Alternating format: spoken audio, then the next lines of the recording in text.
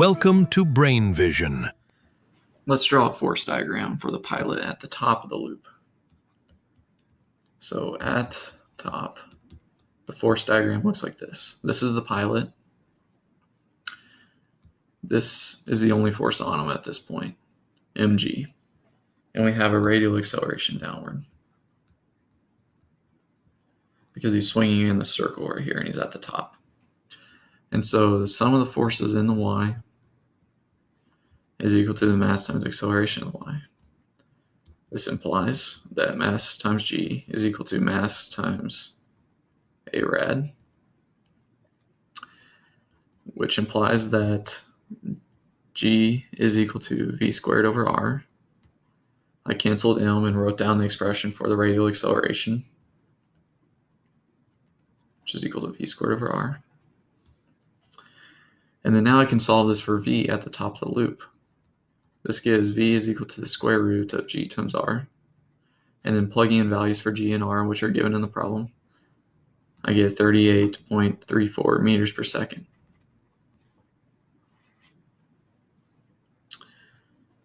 Now, we move on to part B, and the key idea for part B is that the apparent weight is the normal force that the chair is exerting on the pilot. And so if we solve for the normal force, we get the apparent weight, which is what part B is asking for. So first I'm going to draw a force diagram for the bottom now. So the bottom of the loop. We have gravity still pulling us down. We have an acceleration upward, and it's a radial acceleration still. And then we have a normal force keeping the pilot from flying out of the plane. So it's directed upwards when he's at the bottom of the loop. And so we do Newton's second law in the y direction. Sum of the forces in the y is equal to mass times acceleration in the y. This implies that the normal force minus mg is equal to mv squared over r. And now, before we can solve this for the normal force, we need to know what the mass is. We're told in the problem that the weight is 700 newtons, the true weight of the pilot.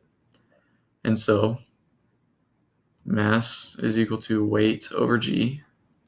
And so when we divide this by 9.8, we get a mass of 71.43 kilograms. We're also given the velocity, but we're given it in different units than we need. We're given it in 280 kilometers per hour. So let's convert this to meters per second. So I'm going to convert hours to seconds first. 1 hour is 3,600 seconds. Cancel the hours. And then now I'm going to convert the kilometers into meters. So kilometers in the bottom, meters in the top. 1 kilometer is 1,000 meters.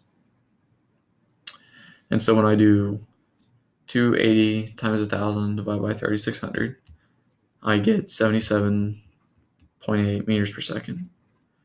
Now these are the values I plug in here. I plug in 71.43 for mass, 77.8 for v, and then r is given and was used in part A, and I solve for n here. When I do that, I get n is equal to 3,580 newtons. This is the force the chair exerts on the pilot to keep him from falling out of the plane and keep him in the loop. And this is the apparent weight of the pilot. And so this is the final answer to part B.